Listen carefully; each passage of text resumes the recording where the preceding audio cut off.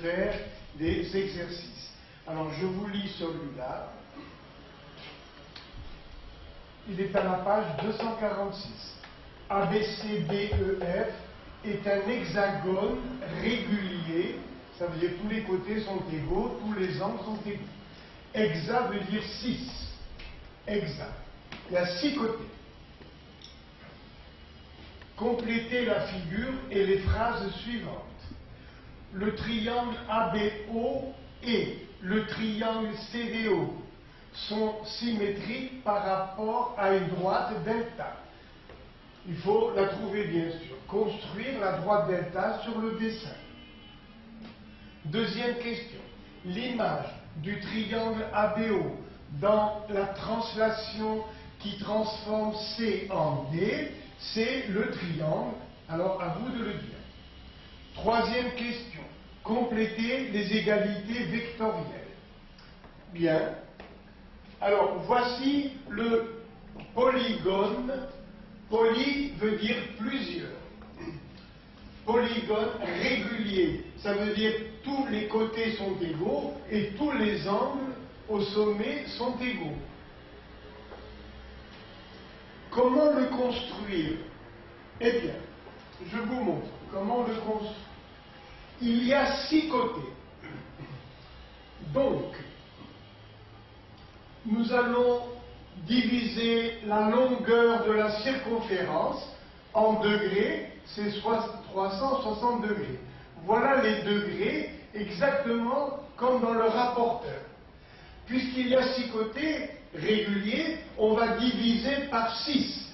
360 divisé par 6, ça nous fait donc 60 degrés pour chacun des arcs.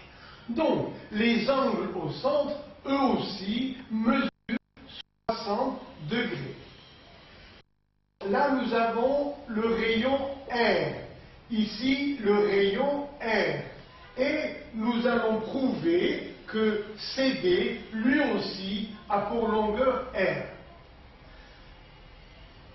R égale R. Donc ce triangle, d'abord, est isocèle, avec l'angle au sommet 60 degrés. Donc, il reste pour tous les deux autres 120 degrés. Parce que 120 plus 60, ça nous fait les 180 degrés. Mais ce sont deux angles égaux, puisque le triangle est isocèle au point O. Ce triangle qui est là, il est isocèle au point O. Les angles à la base sont égaux. Et comme leur somme fait 120 degrés, il y a 60 degrés pour chacun. Donc finalement, ce triangle OCD est équilatéral. Et CD est égal à R. Et c'est comme ça que l'on peut construire facilement l'hexagone. Regardez. Voilà le cercle de diamètre AB. Eh bien, puisque chaque côté est égal à R, avec une ouverture de compas égale à R, on indique les points d'intersection. Regardez, 60 degrés. En plaçant R, une ouverture de compas égale à R. Je joins ici, ça fait encore R, encore 60, encore 60, et on arrive au point A. 3 fois 60, ça fait 180, et puis on continue. Avec la même ouverture de compas, c'est très rapide. Voilà, on indique, voyez, toutes les cordes de longueur R. Donc, pour construire cet hexagone avec 6 côtés, il suffit de prendre une ouverture de compas égale à R et de marquer sur la circonférence les points d'intersection.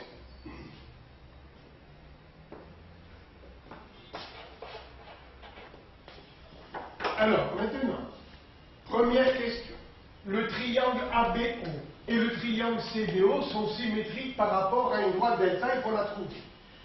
Triangle ABO, le voilà, ABO. Et le triangle CDO, le voilà, CDO. Alors, on va montrer que ces deux triangles sont symétriques. Par rapport à quelle droite? Eh bien, par rapport à la droite delta que j'ai tracée ici, et qui est la médiatrice commune aux cordes BC et EF. Chaque fois que l'on trace un segment intérieur à un cercle, ce segment s'appelle une corde. Et on dit qu'il intercepte l'arc. Voilà. Alors, donc, voici la droite delta qui est la médiatrice de BC et en même temps la médiatrice de FE. Pourquoi? Parce que AD, par exemple, est un axe de symétrie. E a pour symétrique C. F a pour symétrique D. Donc, vous voyez, tous ces triangles sont symétriques deux par deux. Ces deux sont symétriques, ces deux également, et également, vous voyez, B et C sont symétriques par rapport à la médiatrice de BC.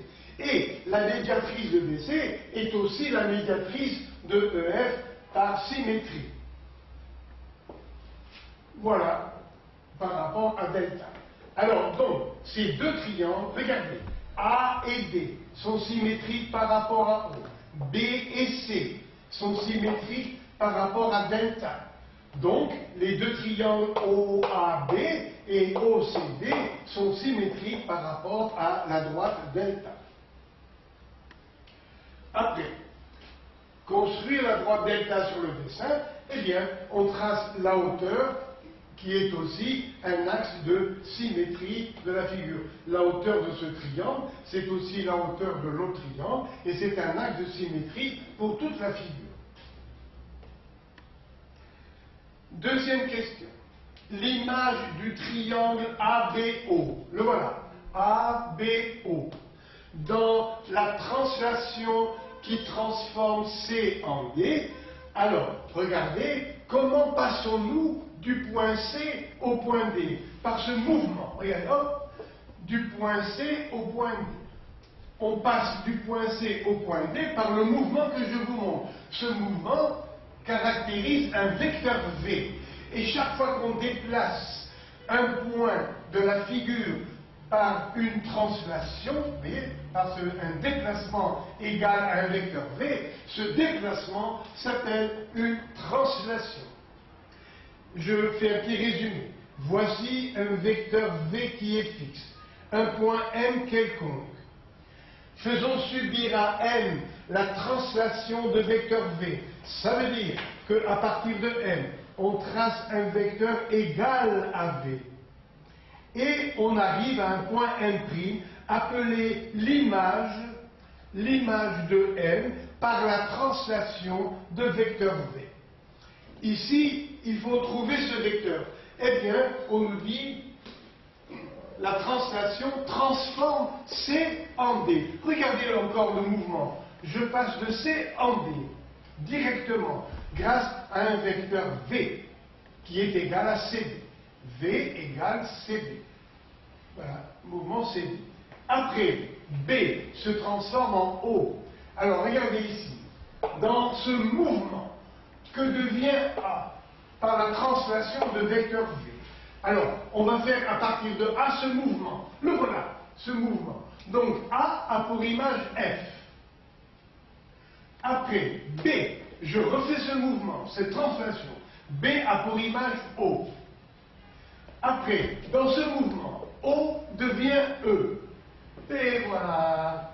Donc, quelle est l'image de la figure ABO? C'est un triangle. Eh bien, c'est la figure FOE.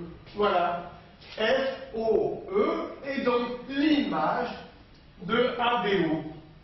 Alors, je vais vous le marquer. Donc, le triangle ABO a pour image le triangle FOE. Et voilà. Alors, juste une question de notation. Quand on transforme un point, on met un petit crochet. Si on déplace une figure entière, on ne met pas de petit crochet. C'est une notation habituelle. Donc c'est facile, je reprends. Quelle est l'image de A dans ce mouvement, dans cette translation? Eh bien, à partir de A, voilà le mouvement. On arrive à F. À partir de B, on refait ce mouvement, cette translation. On arrive en O, qui est l'image. Quelle est maintenant l'image du point O? On recommence encore à faire ce mouvement, le voilà, on aboutit au point E. Et maintenant il est facile de dire que toute la figure ABO va nous donner comme image la figure FOE. Donc, dans la translation de vecteur CD, le triangle ABO a pour image le triangle FOE. Voilà. Après, compléter cette figure, vous voyez, compléter ces relations. Je vous ai dessiné encore un petit rappel. La somme vectorielle de deux vecteurs, AD plus AB, c'est la diagonale, vous voyez, c'est le vecteur porté par la diagonale issu de A, qui sort de A, du parallélogramme ABCD. Je reprends. À quoi est égal AD plus AB? Eh bien, on construit le parallélogramme ABCD. Et où est cette somme AD plus AB? Par ressemblance avec la physique, on a accepté en maths de dire que la somme de ces deux vecteurs, c'est le vecteur porté par la diagonale AC. Donc, AB plus AD, AB plus AD, égale AC. Mais, regardez, AD est égal à BC. Donc ici, au lieu de AD, on va mettre BC. Ça fait AB plus, au lieu de AD, on met BC. Voilà, AD plus BC. Alors, AD égale BC, c'est ça. Donc, ça me fait, voici mon AD. Au lieu de AB, je vais mettre DC. Voilà. Au lieu de AB. Donc, ça me fait AD plus DC. Là, je vais permuter les deux. Ça me donne AD plus DC égale quoi? AD plus DC égale AC. C'est la relation de Charles. J'aurais pu, bien sûr, regardez, AB plus AD. Je vais commencer par, voilà, AD plus AB. Voilà, égale AC. Donc, ici, au lieu de AD, je mets BC. Donc là, au lieu de AD, je vais écrire BC. Ce sont deux vecteurs égaux, AD et BC. Et que ça va me donner finalement? Ça me donne AC. Comment retenir cette relation, cette égalité appelée relation de Charles? Comment la retenir?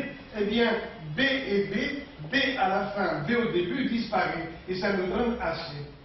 Eh bien, voilà ici aussi. Regardez, O à la fin, O au début disparaît. Donc ça fait égal EC. Vous ne pouvez pas oublier cette relation de Charles, elle est très importante. Il faut la connaître à la perfection. Je vous la rappelle.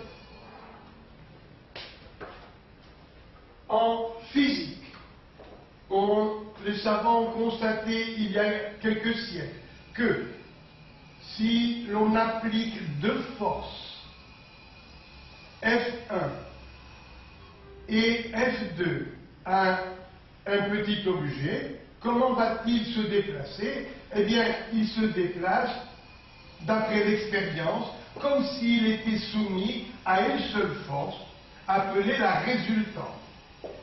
Donc, cette force remplace F1 et F2.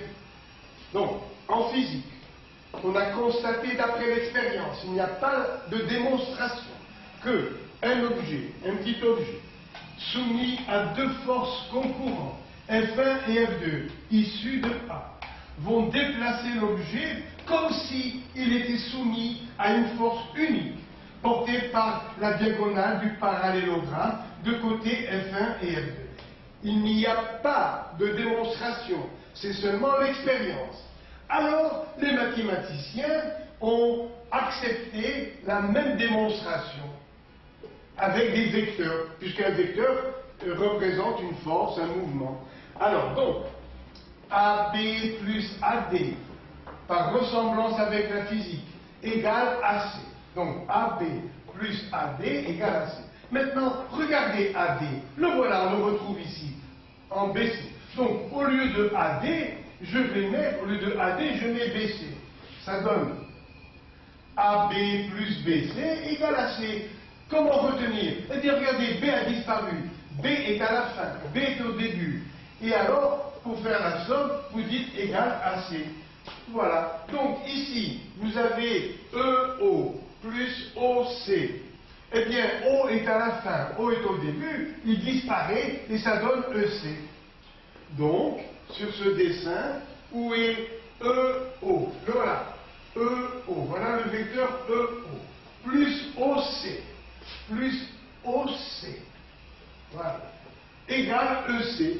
Voilà. Voilà, égale EC. Donc, je répète.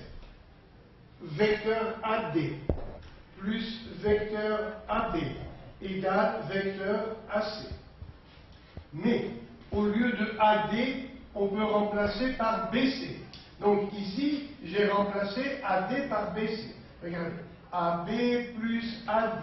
AB plus AD égale AC. Au lieu de AD, je vais mettre BC. Et j'obtiens la relation de Charles. Laquelle, la voilà, AB plus BC égale AC. AB plus BC égale AC. Regardez, je refais ici le geste. AB plus BC, regardez, AB plus BC, AB plus BC égale AC. Et voilà comment, en fermant le triangle, vous obtenez la somme géométrique de ces deux vecteurs. AB plus BC égale AC. Vous partez de l'origine et vous arrêtez à l'extrémité du deuxième vecteur. Encore un petit dessin. Regardez, je change de lettre. EF plus FK. EF plus FK, ça fait EK. Et voilà, au lieu de tracer tout le parallélogramme et la diagonale, vous avez le droit de finir le triangle. Une dernière fois, AM plus MG, voyez, AM plus MG égale AG. Ça vous donne directement la somme vectorielle, la somme AM plus MG, directement, sans construire tout le parallélogramme. Alors, maintenant, d'après ces figures, à quoi est égal EO plus OC? Eh bien, on applique, si vous voulez, la réciproque de la relation de Charles. Là, B finit le vecteur. Là, il commence, c'est l'origine. Eh bien, c'est pareil ici. B a disparu pour avoir AC. Maintenant, c'est O qui disparaît. Et ça nous donne égal EC. Voilà, O disparaît, ça fait EC. Après, quel vecteur faut-il mettre ici pour que OF plus ce vecteur donne OE?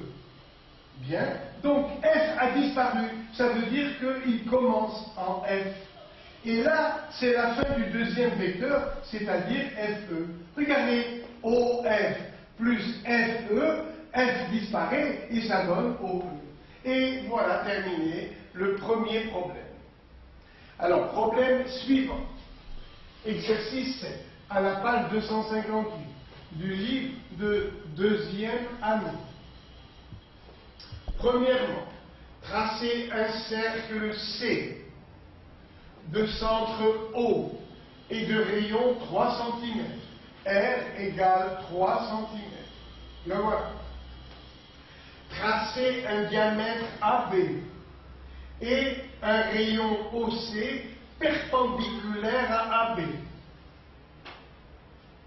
Voilà la première question. Donc, ce dessin représente la première question, la réponse à la première question. Deuxièmement, démontrer que le triangle ACB est rectangle et isocèle en C.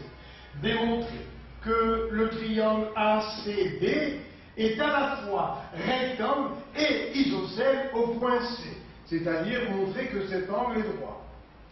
Eh bien, on a répété très souvent les autres séances, le théorème, si l'on joint un point du cercle aux extrémités d'un diamètre, on obtient un angle droit. Et pourquoi? Parce que en degrés, nous avons ici AB un demi-cercle.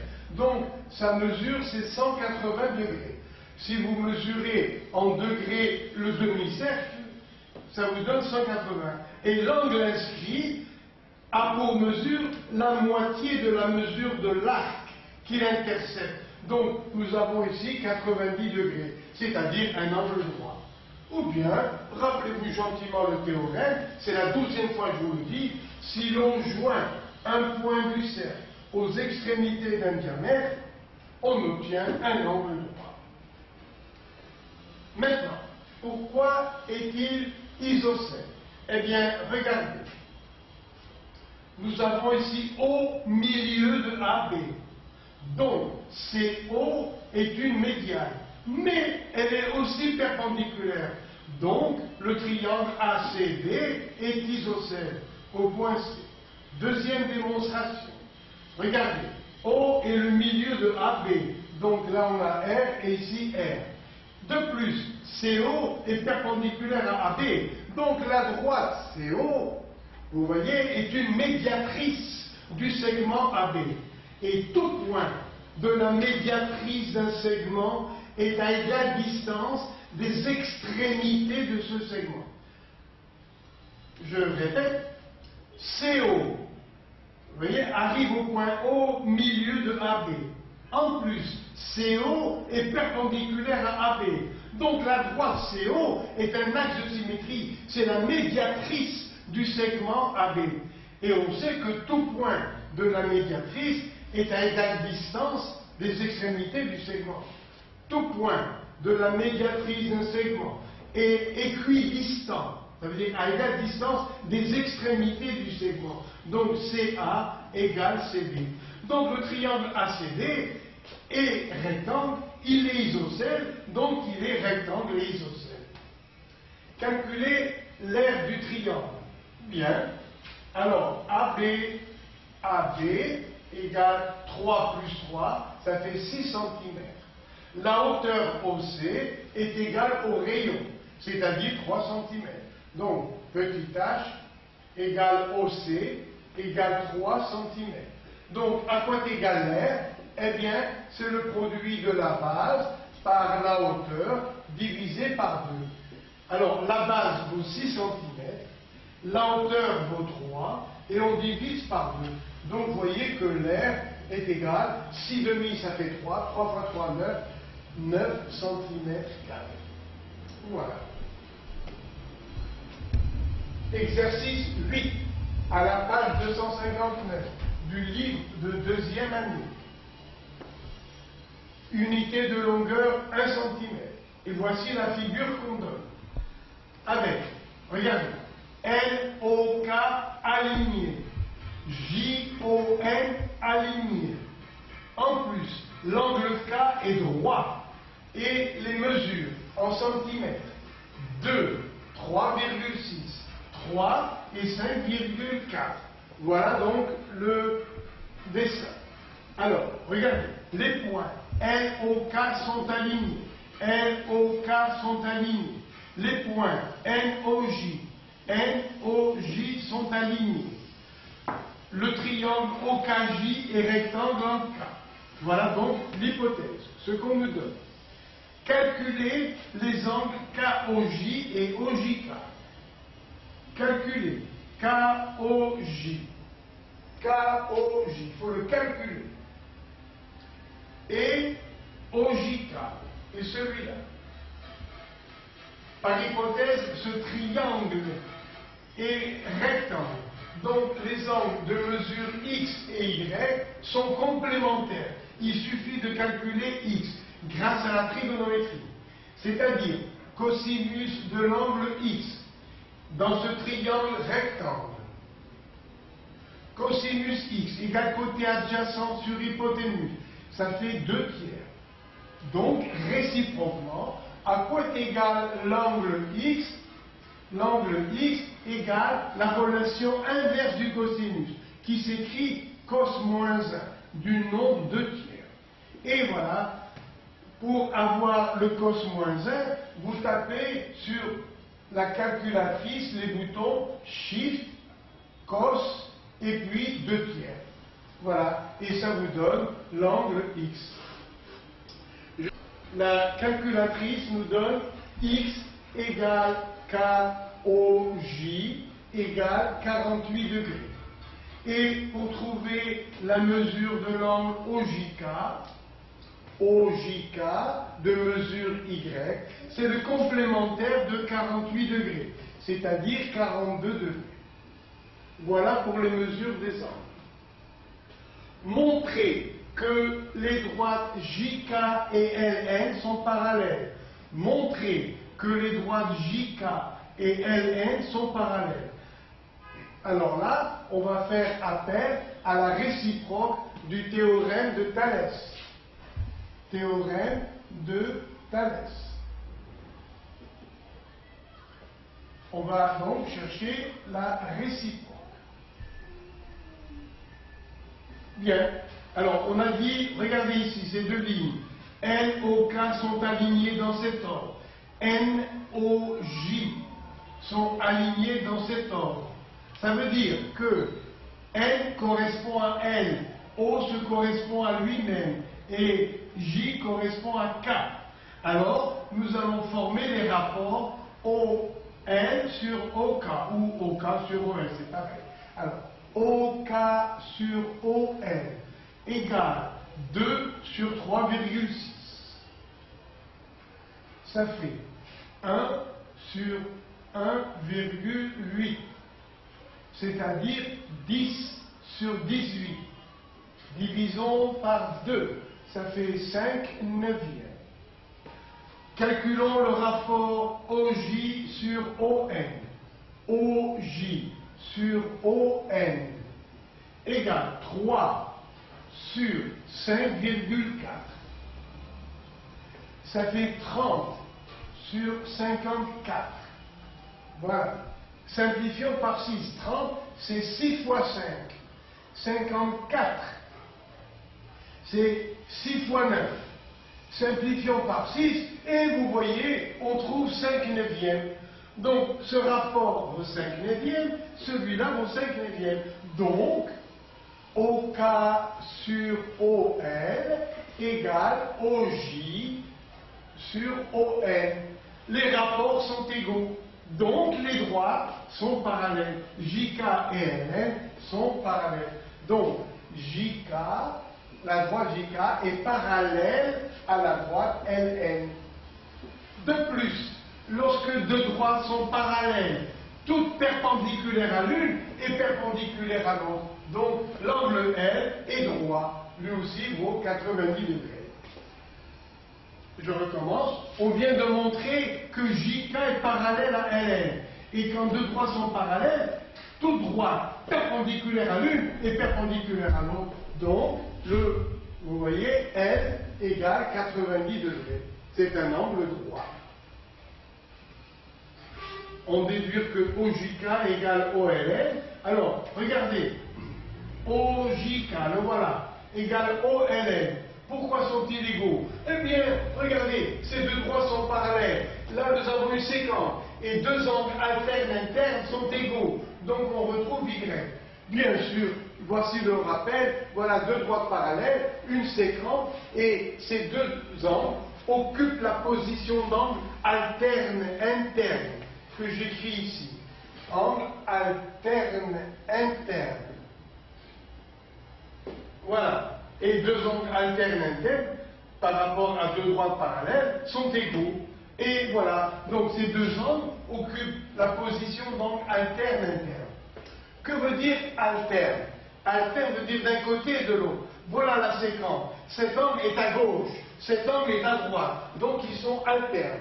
Et pourquoi internes? Parce que ces deux angles sont dans la bande qui est faite par les deux parallèles. Ils sont dedans. Donc, ces deux angles sont, regardez, dans la bande, ils sont internes. Ils sont d'un côté et de l'autre, à gauche de la droite de la séquence et à droite, à gauche, à droite. Donc, ils sont alternes.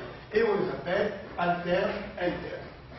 Et deux angles alternes internes sont égaux. Donc, X, Y se retrouvent ici. Et voilà. C'est terminé, bien sûr, le temps d'effacer, et on passera aux exercices suivants.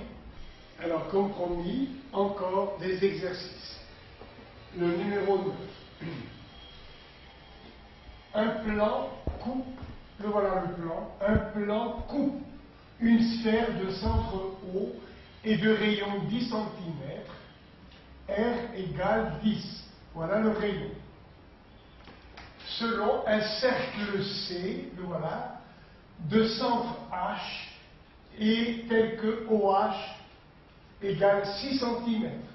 C'est-à-dire la distance du point O au plan, vous voyez, qui va couper la sphère, eh bien, cette distance est égale à 6 cm. Tracé en vraie grandeur le triangle OHA, OHA, rectangle en H. Deuxième question, calculer le rayon R égale HA du cercle C. Alors, donc, tracé en vraie grandeur le triangle OHA. On nous dit il est rectangle en H. Le voilà, rectangle en H. Voilà O. Ici, 6 cm. Le rayon OA, 10 cm.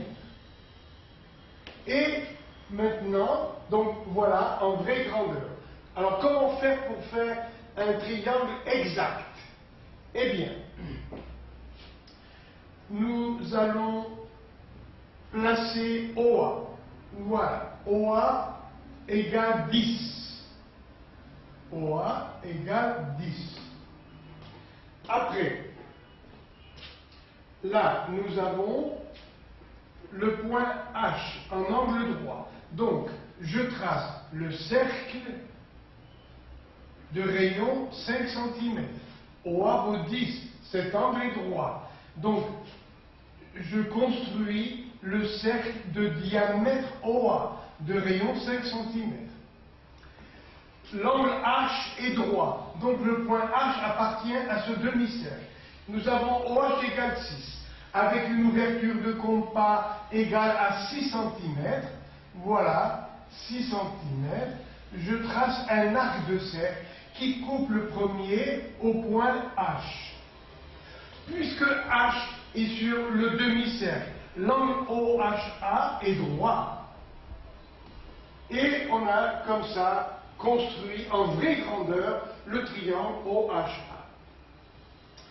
Comme d'habitude, je recommence. Voilà, pour ceux qui en ont besoin. Alors, première démonstration.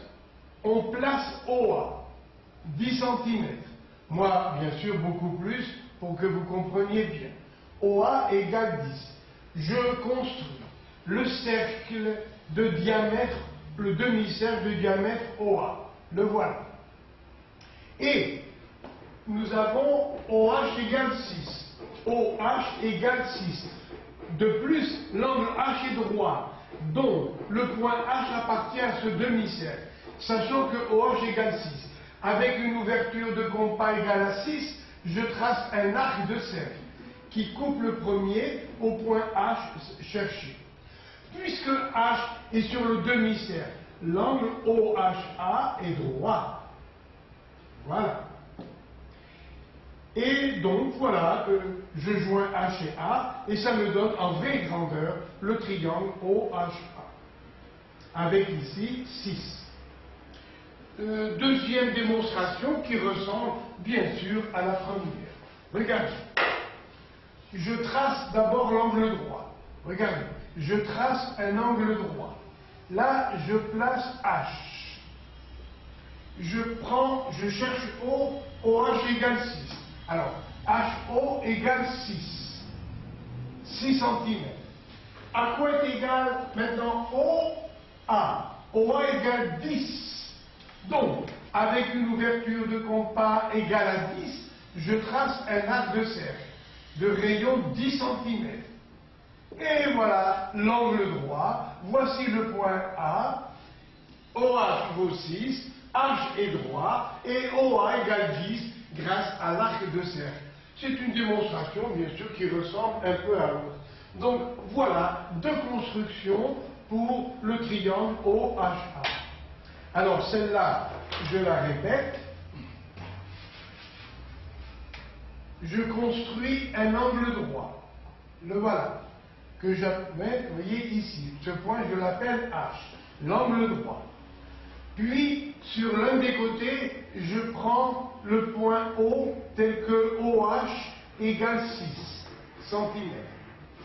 À quoi est égal OA? À 10. Ça veut dire que le point A se trouve à 10 cm du point O. Le point A qui est ici se trouve à 10 cm de haut. Donc, avec une ouverture de compas égale à 10 cm, voilà, je trace un arc qui coupe l'autre côté, ça ce sera X, Y, en un point à chercher, puisque, vous voyez, cet arc a pour rayon 10 cm. Voilà deux constructions du triangle OHA en vraie grandeur. Deuxième question. Calculez le rayon R du cercle intersection. Calculez le rayon R égale HA. Alors, voici le triangle OHA en vraie grandeur, avec ici 6 et là 10. On me demande de trouver le rayon du cercle C, c'est-à-dire HA. Eh bien, puisque l'angle H est droit, on va appliquer le théorème de Pythagore, c'est-à-dire le carré de l'hypoténuse est égal à la somme des carrés des côtés de l'angle droit. Le carré de l'hypoténuse est égal à la somme des carrés des côtés de l'angle droit. L'hypoténuse, c'est le côté opposé à l'angle droit, c'est le plus grand côté d'un triangle rectangle. Alors, ça nous fait donc HA au carré plus HO carré égale OA carré. Au début, il faut toujours écrire le théorème de Pythagore simplement avec les noms des sommets, c'est tout. Et maintenant, vous dites application numérique. HA carré, c'est petit r au carré, plus OH vaut 6, 6 au carré, égale OA vaut 10, égale 10 au carré, c'est-à-dire R2 plus 36 égale 100. Vous remettez égal, ça fait R2 égale 100 moins 36, c'est-à-dire R2 égale 64. Donc petit r égale racine de 64 et finalement r égale 8 en centimètres. Voilà le calcul de r grâce au théorème de Pythagore. Le carré de l'hypoténuse est égal à la somme des carrés des côtés de l'angle droit. Alors, comme d'habitude, je refais la démonstration. Donc, appliquons le théorème de Pythagore, c'est-à-dire HA carré plus OH carré égale l'hypoténuse au carré, c'est-à-dire OA au carré. Application numérique. HA, je le cherche. Sa longueur, c'est R. R au carré. Plus OH vaut 6. Au carré, 36. Égale. OA vaut 10. Au carré, ça fait 100. Donc, petit r au carré égale 100. Et je déplace 36, qui devient moins 36. Donc, petit r au carré égale 64. D'où r égale racine de 64. D'où r égale 8 cm. C'est seulement pour la réponse que l'on marque l'unité. Et le problème est terminé et on passe au suivant. On considère ce triangle ABC. Quelles sont les données? Alors, soit E, un point du segment AB. Voilà AB. E. Le voilà E. La parallèle à la droite BC, passant par E, coupe le segment AC au point D. On donne AE égale BC égale 3. AE égale BC égale 3. L'unité étant le centimètre. On donne EB égale AD égale 2 en bleu. Regardez. EB égale AD égale 2. Vous voyez, rouge égale rouge, bleu égale bleu. Voilà les données. Montrez que ED vaut 1,8. Alors, par hypothèse, ED est parallèle à BC. Les points ABC sont dans le même ordre que AEB. Appliquons le théorème de Thalès. C'est-à-dire, on va appliquer petit triangle sur grand triangle, les rapports égaux. Ça nous donne AE petit sur grand, AE sur AB égale AD sur AC égale AD sur AC égale ED sur BC égale ED sur BC. Alors, ça nous fait AE 3, AB c'est 3 plus 2, ça fait 5, égale ED que l'on cherche sur BC qui vaut 3. Donc, ED est la quatrième proportionnelle dans cette proportion. Ou bien, sagement, on va dire le produit en 3. 5 fois ED égale 3 fois 3, 9. Donc, ED égale 9 divisé par 5. 9 sur 5. Multiplions par 2 pour simplifier. 2 fois 9, 18. 2 fois 5, 10. Donc, ED égale 18 sur 10, ça fait 1,8. Et c'est seulement dans la réponse que vous mettez l'unité. Et voilà le calcul de ED. ED vaut 1,8. Après, sur la demi-droite DE, c'est-à-dire qui part de D, demi-droite DE. Alors, l'origine c'est D, crochet fermé. Tandis que DE, demi-droite DE, elle peut se prolonger. Alors on met un arc. Sur la demi-droite DE, ça veut dire qui part de D et qui se dirige vers E. Donc rien ici, il n'y a rien. Demi-droite DE. Sur la demi-droite DE, on place le point F tel que DF égale 3. DF égale 3. Voilà le point F. Les droites AD et BF sont-elles parallèles? AD et BF sont-elles parallèles? Eh bien, comme tout à l'heure, on va encore appliquer la réciproque du théorème de Thalès sur ces deux triangles. Là où je mets des petits points pointillés. Voilà. Alors, regardez, les points F, E, D sont dans le même ordre que B, E, A. Et on va former les rapports des côtés. C'est-à-dire EF sur ED, EF sur ED. On va le calculer. Puis tout à l'heure, on va calculer EB sur EA. EB sur EA. Et on va bien voir. Alors, FD vaut 3. ED vaut 1,8. On les enlève pour trouver EF. Je répète. FD vaut 3. Voilà, je le mets ici. FD vaut 3. ED vaut 1,8. ED vaut 1,8. Donc, à quoi est égal EF? Ça fait 3 moins 1,8, c'est-à-dire 1,2. 1,2 sur ED. ED qui vaut 1,8. Multiplions par 10. Ça fait 12 sur 18. Divisons par 6. Parce que 12, c'est 6 fois 2. 18, c'est 6 fois 3. On simplifie par 6. Et finalement, ça fait 2 tiers. Calculons EB sur EA. EB vaut 2. EA vaut 3. Ouais, regardez, EF sur ED vaut 2 tiers. EB sur EA vaut 2 tiers. Donc, on va écrire que EF sur ED égale EB sur EA. Grâce aux mesures qu'on nous a données, on a trouvé l'égalité.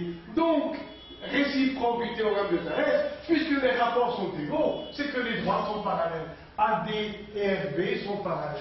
Donc, FB est parallèle à AC.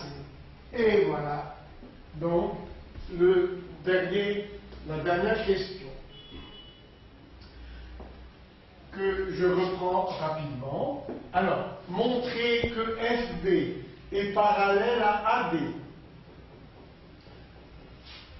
Nous allons comparer ces deux triangles et calculer le rapport, regardez, FE sur ED et FB sur AD, petit sur grand.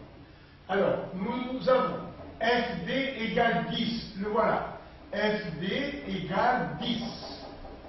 Puis, pour calculer EF, on enlève ED. ED qui vaut 1,8. Alors, FD vaut 3. Pardon, je me suis trompé. FD égale 3. On va enlever 1,8 pour trouver EF.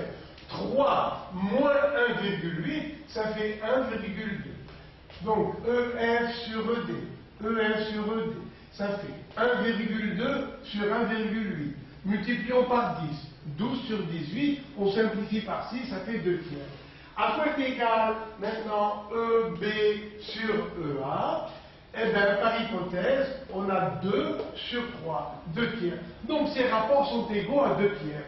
Donc, EF sur ED égale EB sur OA. D'après la réciproque du théorème de Thalès, eh bien, les droites FB et AD sont parallèles. Ces deux droites sont parallèles. Et voilà terminé, donc, encore cet exercice. Et nous allons passer à d'autres. Le temps d'effacer, bien sûr. Alors, encore un exercice de la page 264 sur le livre de deuxième année. Un jouet a la forme indiquée par ce dessin. Il est formé d'un cône, regardez, et d'une demi-boule associée à une demi-boule. Nous avons AB égale 7 cm, l'unité étant le centimètre. BC égale 6, donc le rayon de la demi-boule c'est 3. Voilà. Alors, premièrement, construire en vraie grandeur le triangle AOB, en vraie grandeur. Là encore, il y a deux méthodes. Alors, première méthode, je construis un angle droit. Le voilà, l'angle droit, en haut. Et on me donne OB égale 3. Donc, avec une unité, je prends OB égale 3. Puis, AB vaut 7. Donc, regardez bien, je ne sais pas pour l'instant où est A. Mais, je sais que A est à 7 cm de B. Donc, avec une ouverture de compas égale à 7 cm, voilà, je trace un arc qui coupe OX au point A cherché. Regardez, A, je le cherche, ici. On ne donne pas OA, d'accord. Mais, A est à 7 cm du point B. Donc, de centre B, je trace un arc de cercle de rayon 7 cm qui vient couper le côté OX au point A cherché. Voilà, là, en vraie grandeur, le triangle. Ou bien, deuxième méthode, je place AB qui vaut 7. Voilà, AB. AB vaut 7. Je trace le cercle, le demi-cercle de diamètre AB. Et je sais que O est droit. Je cherche O ici. Je sais que c'est un angle droit, donc le point O est un angle inscrit sur ce demi-cercle. Mais, regardez bien, BO égale 3. Donc, le point O est à 3 cm de B. Donc, de B comme centre, avec une ouverture de compas égale à 3 cm, je trace un arc qui coupe le premier au point O cherché. La preuve, puisque O est sur le demi-cercle, C'est donc que l'angle BOA est un angle droit. Voilà. De plus, j'ai pris une ouverture de compas égale à 3. Donc là, on a 7, 3 et l'angle droit. Et voilà donc deux constructions qui se ressemblent pour le triangle AOB. Calculer AO. Voilà. Calculer AO. Grâce au théorème de Pythagore, c'est-à-dire AO carré plus OB carré égale AB carré. L'hypoténuse est opposée à l'angle droit. Le voilà. C'est le plus grand côté du triangle rectangle. Théorème de Pythagore. Le carré de l'hypoténuse est égal à la somme des carrés des côtés de l'angle droit. Application numérique. A au carré, je le cherche. OB vaut 3, au carré 9. AB vaut 7, au carré, ça fait 49. Vous mettez égal, ça fait A au carré égale 49. On déplace 9 qui change de signe. Ça fait A au carré égale 40. Voilà, c'est-à-dire 4 fois 10. Donc, que vaut AO? AO carré vaut 40. Donc AO vaut racine de 40. Pour simplifier un peu, ça fait racine de 4 fois 10. Racine de 4, ça fait 2. Donc si on simplifie un petit peu, ça fait AO égale 2 racine de 10. Voilà. AO vaut 2 racine de 10. Après, calculer cosinus ABO. ABO. Calculer le cosinus de cet angle. Je vais l'appeler x. Alors, nous avons cosinus de x égale, dans ce triangle rectangle, en haut, nous avons cosinus x égale BO sur BA. Égale BO sur BA. C'est-à-dire, cosinus x égale 3 sur 7. 3 sur 7. Comment trouver la mesure de x? Eh bien, grâce à la relation inverse du cosinus, qu'on écrit cos moins 1, de 3 sur 7. Et sur la calculatrice, pour avoir x en degrés, eh bien, je tape shift, cos 3 septièmes. Et ça me donne la mesure de x que je vais aller chercher. Alors, la calculatrice nous donne x égale 65 degrés. Mais, puisque x vaut 65 degrés, c'est un triangle rectangle. Donc, ici, nous avons la mesure y, qui est le complément de 65, c'est-à-dire 25 degrés. Donc l'angle OAB, y, donc y égale OAB, c'est le complémentaire de 65, c'est-à-dire 90 moins 65. Et ça fait 25 degrés. Voilà. Calculer le volume du jouet représenté par le dessin. Le volume. Alors, nous avons d'abord le cône de base grand B. Alors, je le refais ici. Voilà la base du cône. Voici le cône. Le voilà. De hauteur H. Et ici, H, c'est OA, c'est-à-dire 2 racines de 10. H égale 2 racines de 10. Maintenant, le rayon de la base, R, est égal à 3. À quoi est égal le volume V1 du cône? C'est le tiers de la base par la hauteur. Ça nous fait en centimètres cubes un tiers. La base, c'est un cercle de rayon R. Donc, son R, c'est pi R2. Pi R au carré. Et que multiplie la hauteur. Application numérique. V1 égale 1 tiers de pi fois 3 au carré fois H, c'est-à-dire OA. Donc, 2 racines de 10. H, c'est 2 racines de 10. Je simplifie par 3. Ça veut dire que je supprime le carré.